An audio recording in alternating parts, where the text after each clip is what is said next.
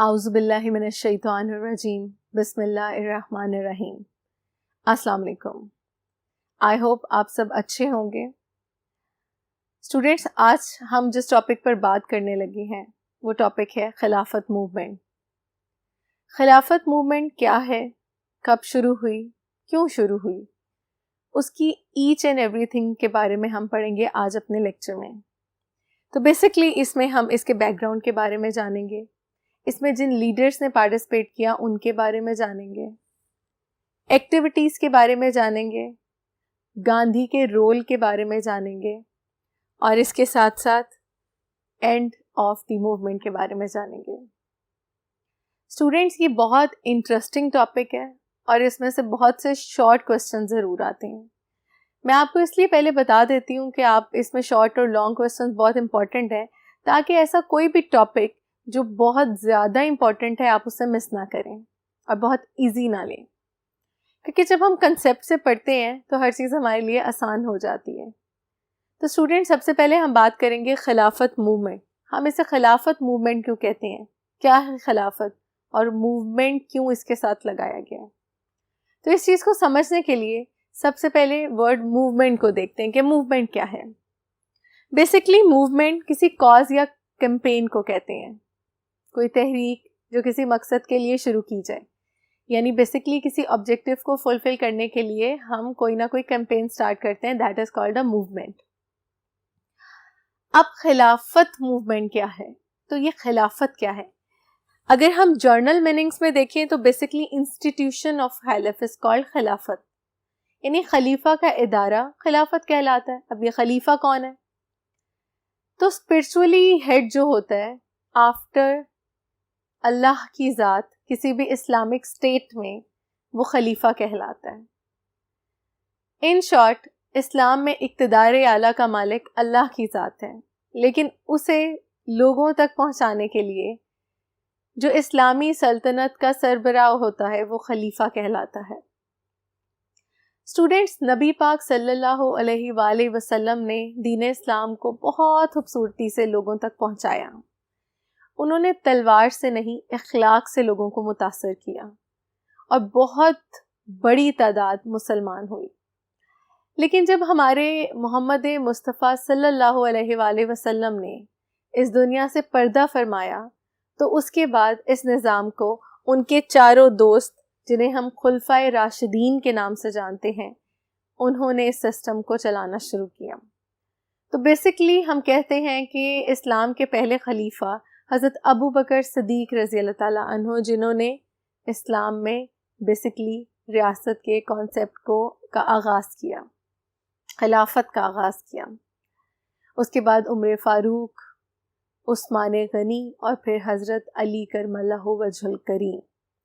یہ چار خلیفہ جو تھے، انیشیل خلافت تو انہی تک تھی، یعنی جسے ہم خلافت راشدین یا خلافت راشدہ کے نام سے جانتے ہیں، یعنی اسلامک اسٹیٹس کو کنٹرول کرنے کی اتھارٹی اور ہیڈشپ ان کے پاس تھی۔ حضرت علی کرم اللہ وجہ الکریم کے بعد خلافت کا بیسک جو پوائنٹ تھا وہ تو ختم ہو گیا، لیکن یہ خلافت رولرشپ جو ہے، جو انچارجشپ جو ہے، وہ ٹرانسفر ہو گئی امیات کے پاس، بنو امیہ۔ بنو امیہ کے بعد یہ خلافت ٹرانسفر ہوئی عباسیاس میں، بنو عباسیہ کے پاس، یعنی جو اسلامی سلطنت کا سربراہ تھا وہ عباسیاس تھے۔ عباسیاس کے بعد یہ ٹرانسفر ہو گئی آٹومن امپائر کے پاس، آٹومن خلیفہ یعنی عثمانیاس کے پاس۔ ہم بات کر رہے ہیں اس خلافت کی جو عثمانیاس کے پاس تھی، like security, safety of the Muslim state. یہ بات ہے 1919 کی، کیونکہ تحریک خلافت سٹارٹ ہوئی 1919 میں۔ ٹائم ٹینیور تھا پہلی جنگ عظیم۔ پہلی جنگ عظیم 1914 سے لے کے 1918 تک رہی۔ پہلی جنگ عظیم میں جو 3 ممالک تھے وہ اتحادی تھے، اور ان کے اپوزٹ 3 ممالک کون سے تھے وہ میں آپ کو بتاؤں گی۔ بیسکلی رشیا، فرانس اور برطانیہ اتحادی تھے، اور ان کے اپوزٹ جو تھے وہ آسٹریا، جرمنی اور ترکی تھے. ترکی بعد میں اس کا حصہ بنا. تو اگر دیکھا جائے تو جو پہلا گروپ ہے وہ بہت پاورفل گروپ تھا. مسلمانوں نے جب یہ دیکھا کہ ترکی نے ساتھ دیا ہے، کیونکہ عثمانیہ خلافت موجود تھی ترکی میں. دیکھیے اسٹوڈینٹس، ایک بات تو بہت ہی کلیئر ہے کہ اگر کسی بھی طرح سے پرابلم کا شکار ہوتے ہیں تو کون سفر کرے گا؟ وہ اسٹیٹ جو ویک ہے. تو اگر ہم دیکھیں، کمپیئر کریں جرمنی سے، آسٹریا سے، تو ترکی بہت ویک تھا. نو ڈاؤٹ ایک اسلامک اسٹیٹ ہے، ایک بہت بڑی اسلامک سلطنت ہے، لیکن ویک. تو اس طرح سے ہم دیکھتے ہیں کہ ترکی کی جو عثمانیہ خلافت ہے، جو رولر ہیڈ شپ ہے، وہ خطرے میں پڑ جانی تھی، خلیفہ خطرے میں پڑ جانا تھا. اور ایک اور بات میں آپ کو بتا دوں، آج اگر آپ ترکی کا میپ چیک کریں جو آپ کو یہاں نظر آ رہا ہے، یہ وہ میپ نہیں ہے جو آج سے 100 سال پہلے تھا. اس میں چینجنگ ہوئی ہے کیونکہ اس میں بہت سے ایریاز کو مائنس کر دیا گیا ہے. جیسے اس میپ میں حجاز مقدسہ، جیسے خانہ کعبہ، مکہ اور مدینہ منورہ کہتے ہیں، وہ بھی ترکی کا ہی حصہ تھے. اب مسلمانوں کو سب سے بڑا پرابلم یہ تھا اور سب سے بڑی ٹینشن یہ تھی کہ اگر برطانیہ کی سائڈ جیت گئی، رشیا، برطانیہ، فرانس جیت گئے، تو انہوں نے قبضہ کر لینا ہے ترکی پہ. اور ترکی میں موجود ہیں حجاز مقدسہ، یعنی مسلمانوں کے مقدس مقامات. اور اس صورت میں انگریزوں نے اور جو ہے وہ مسلمانوں کی سلطنت پر قبضہ کر لینا تھا، مسلمانوں کے پاک مقامات پر قبضہ کر لینا تھا. اور پھر ہونا کیا تھا کہ مسلم سلطنت کو ختم کر دیا جانا تھا، یعنی عثمانیہ خلافت کا اختتام ہو جانا تھا.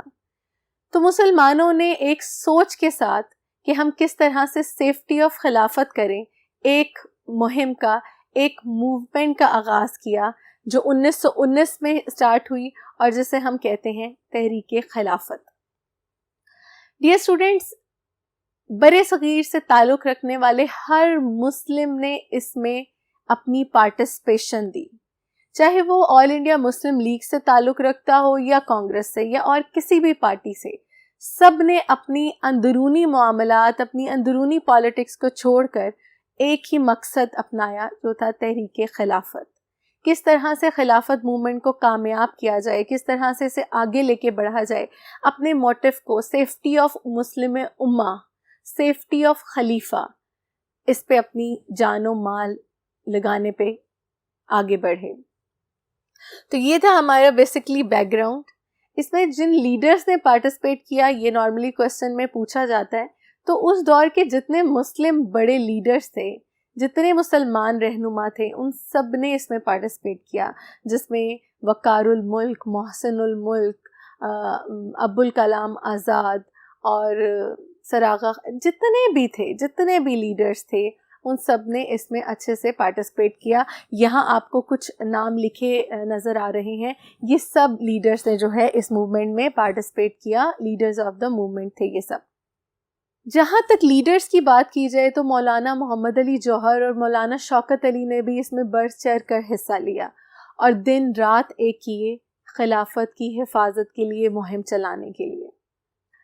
اس میں بہت سی سرگرمیاں کی گئیں، ایکٹیویٹیز کی گئیں. لائک مولانا محمد علی جوہر کی ہی لیڈرشپ میں ایک پینل بنایا گیا جس میں سید سلیمان ندوی بھی شامل تھے، جسے برطانیہ بھیجا گیا اور وزیر اعظم سے ملنے کے لیے کہا گیا اور انہیں بتایا گیا کہ ترکی کے ٹکڑے نہ کیے جائیں اور ترکی کتنا امپورٹنٹ ہے، وہاں جو خلافت ہے، خلافت عثمانیہ، وہ ہمارے لیے کتنی اہمیت رکھتی ہے.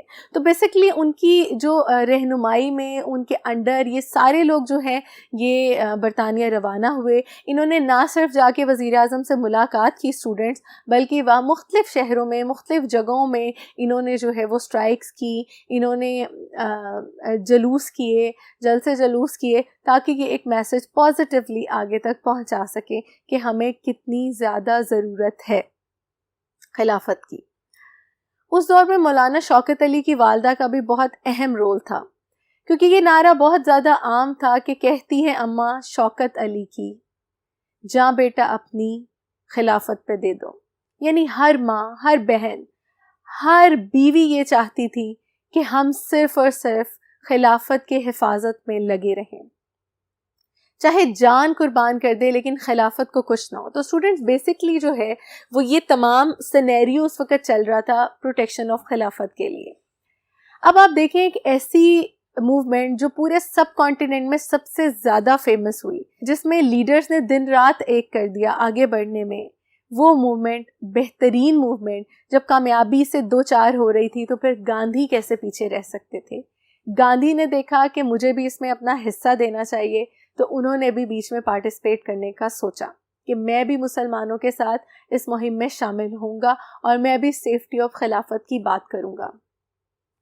ویسے تو گاندھی نے جو ہے وہ مسلمانوں کو بہت مس گائیڈ کیا، بہت پرابلمس کا شکار کیا، بہت زیادہ مسائل کا سامنا مسلمانوں کو گاندھی کی وجہ سے کرنا پڑا، لیکن بظاہر خود ہم اس چیز کو دیکھیں گے کہ گاندھی نے مسلمانوں کے لیے کیا کیا. دیکھیں میں آپ کو یہ بات کرنے سے پہلے ایک چیز بتا دوں، ہمیں کسی بھی پرسنالٹی کو نیگیٹو نہیں لینا، کیونکہ اس کے سرکمسٹانسز ہوتے ہیں، وہ اپنے لوگوں کو فالو کر رہے ہوتے ہیں. میں یہ نہیں کہتی ہوں کہ گاندھی کو جو ہے وہ کوئی سپورٹ کرے یا گاندھی کو کوئی برا بھلا کہے، کیونکہ وہ ایک بہت بڑے لیڈر تھے ہندوؤں کے.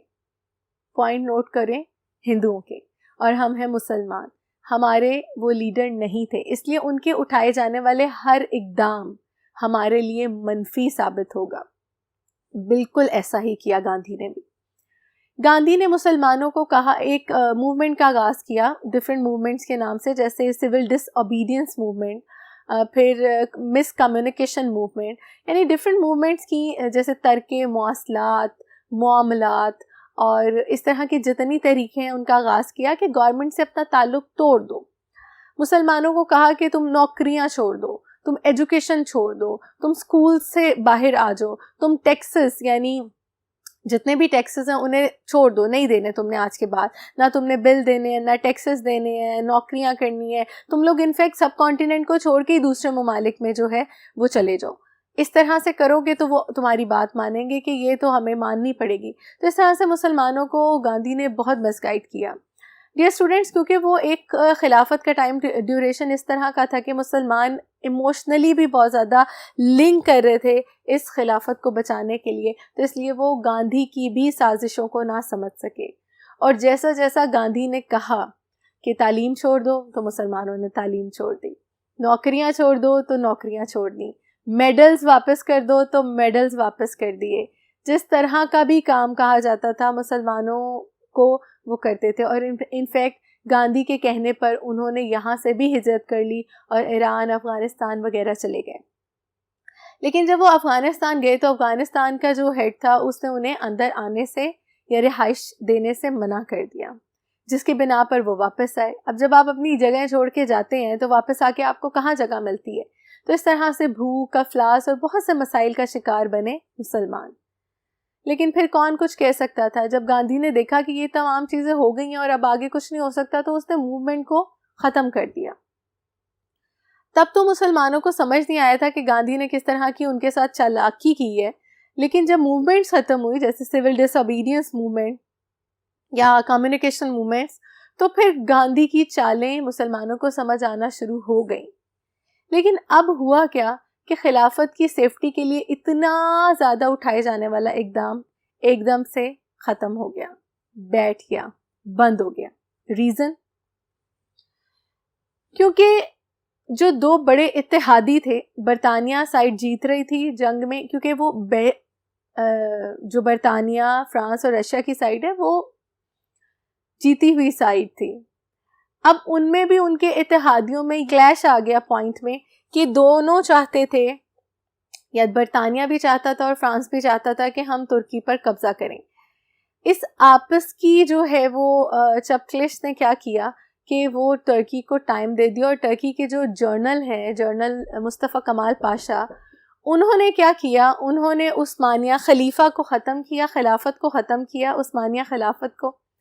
اور عثمانیہ خلافت کو ختم کرنے کے بعد انہوں نے اپنی گورنمنٹ قائم کر دی. اس طرح ترکی کے ٹکڑے بھی کیے گئے، لائک کچھ حصہ افریقن سائڈ پہ چلا گیا، مشرق وسطیٰ میں چلا گیا، اور کچھ حصہ یعنی جو حجاز مقدسہ ہیں یعنی مکہ مکرمہ اور مدینہ منورہ اسے عربوں کے حوالے کر دیا گیا. تو اسٹوڈینٹس ایک پوائنٹ ہمارا جو یہ تھا کہ ہم حجاز مقدسہ کی حفاظت کر سکیں مسلمانوں کا، وہ کسی حد تک پورا ہو گیا، کیونکہ حجاز مقدسہ کس کے حوالے ہو گئے؟ عربوں کے حوالے، ایک کانٹریکٹ کے ذریعے جسے کانٹریکٹ لوزین کے نام سے جانا جاتا ہے. تو یہ تمام ریزنز تھے. اس طرح جو ہے مہم کا اختتام ہوا. تو یہ تھی تحریک خلافت. ہر پوائنٹ پہ اس کے کویشچنز آتے ہیں، لیکن ہم نیکسٹ بورڈ پہ جائیں گے اور ڈسکس کریں گے کہ اس میں جو بیسکلی جو ہماری تحریک خلافت ہے اس کے اہم مقاصد کیا ہیں، انہیں پوائنٹ ٹو پوائنٹ ایک دفعہ ڈسکس دوبارہ کر لیں گے، کیونکہ وہ آپ کو شارٹ کویشچنس میں آتا ہے اور اس سے ریلیونٹ کوئی بھی چھوٹے چھوٹے سوال ہیں وہ بھی ہم نیکسٹ بورڈ پہ دیکھتے ہیں. تو چلتے ہیں نیکسٹ بورڈ. اسٹوڈینٹس، جیسے ہم بات کر رہے ہیں تحریک خلافت کی کہ خلافت موومنٹ میں کیا ہوا، کیسے ہوا، کیا کیا ایکٹیویٹیز ہوئیں، کن لوگوں نے اس میں پارٹیسپیٹ کیا، کیا موٹیو تھا، کیا گولز تھے، گاندھی نے اس میں کیا رول پلے کیا، مسلم شخصیات جو برِ صغیر سے تعلق رکھتی تھیں، چاہے وہ کسی بھی پارٹی سے تعلق رکھتی تھیں، انہوں نے تحریک خلافت میں کس طرح سے اپنا جو ہے اپنے آپ کو پرومیننٹ کیا اس تحریک کے لیے. یہ تمام چیزوں کے ساتھ ساتھ اب ہم پڑھیں گے کہ بیسکلی وہ پوائنٹس کیا تھے جو مسلمانوں کے مائنڈ میں تھے کہ اب ہمیں ان کی پروٹیکشن کرنی ہے. تو تحریک خلافت میں جو پہلا مقصد تھا وہ یہ تھا کہ ترکی ایک قوم کی حیثیت سے قائم رہے گا، یعنی ترکی بحیثیت قوم قائم رہے گا. جنگ ہارنے پر بھی اس کی حد میں کوئی بھی تبدیلی نہیں کی جائے گی اور اس کے ٹکڑے نہیں کیے جائیں گے. دیکھیں، مقصد صرف یہی تھا کہ مسلمانوں کی خلافت کو پروٹیکٹ کیا جائے. پوائنٹ نمبر 2 میں کہتے ہیں کہ خلیفہ اور خلافت کا ادارہ کام کرتا رہے گا. دیکھیں، مقصد کیا تھا؟ خلافت کو محفوظ رکھنا، اور وہ رکھا گیا. نیکسٹ پوائنٹ میں کہتے ہیں کہ حرمت حجاز مقدسہ کا خاص خیال رکھا جائے گا، یعنی وہ پاک مقامات جہاں مسلمان جانا اپنے لیے باعث رحمت قرار دیتے ہیں، مکہ اور مدینہ منورہ، انہیں کسی بھی طرح سے ڈویژن میں نہیں لیا جائے گا.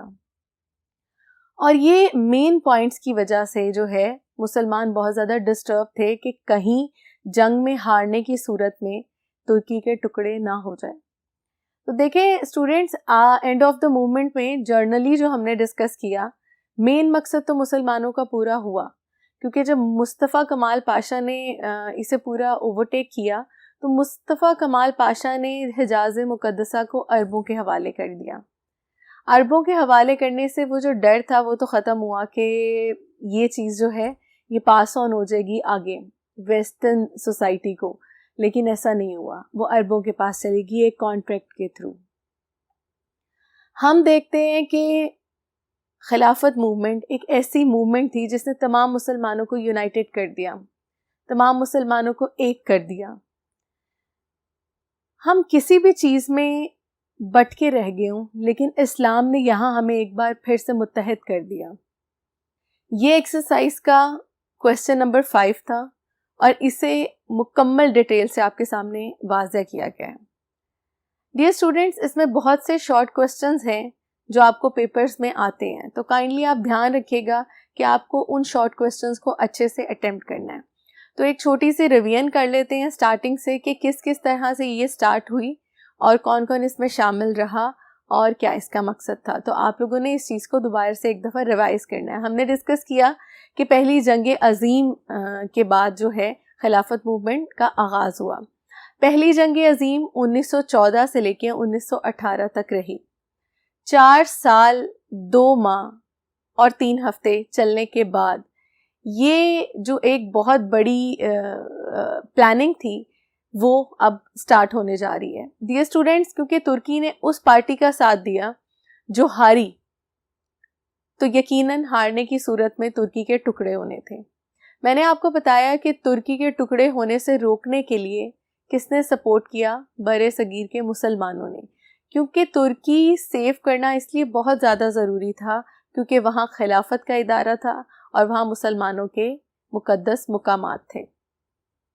اسٹوڈینٹس، یہ پوری سٹوری میں گاندھی بہت امپورٹنٹ رول پلے کر رہے ہیں، کیونکہ گاندھی نے جب دیکھا کہ اتنی پیک پہ چلی گئی ہے، چاہے کوئی لیڈر کانگریس سے تعلق رکھتا ہے یا آل انڈیا مسلم لیگ سے یا کسی بھی پارٹی سے، لیکن وہ کلمہ پڑھنے والا مسلمان ہے، تو وہ اس تحریک میں دن رات ایک کر کے اپنی طرف سے پوری کوششیں کر رہا تھا کہ کسی طرح سے مسلمانوں کو اور ان کی خلافت کو بچایا جا سکے۔ جب گاندھی نے دیکھا کہ یہ تحریر بہت زیادہ تحریک آگے بڑھ رہی ہے اور پوری دنیا میں اس کا نام ہو رہا ہے، تو گاندھی نے بھی اس میں حصہ ڈالا، لیکن غلط مشوروں کے ساتھ، جو میں آپ سے ڈسکس کر چکی ہوں۔ انہیں اچھے سے ریوائز کیجیے گا اور ہر چھوٹی بات پہ دھیان دیجیے گا، اور اس کے ساتھ ساتھ ہم اس ٹاپک کو وائنڈ اپ کرتے ہیں۔ انشاءاللہ نیکسٹ لیکچر میں دوبارہ ملاقات ہوگی۔ دعاؤں میں یاد رکھیے گا۔ اللہ حافظ۔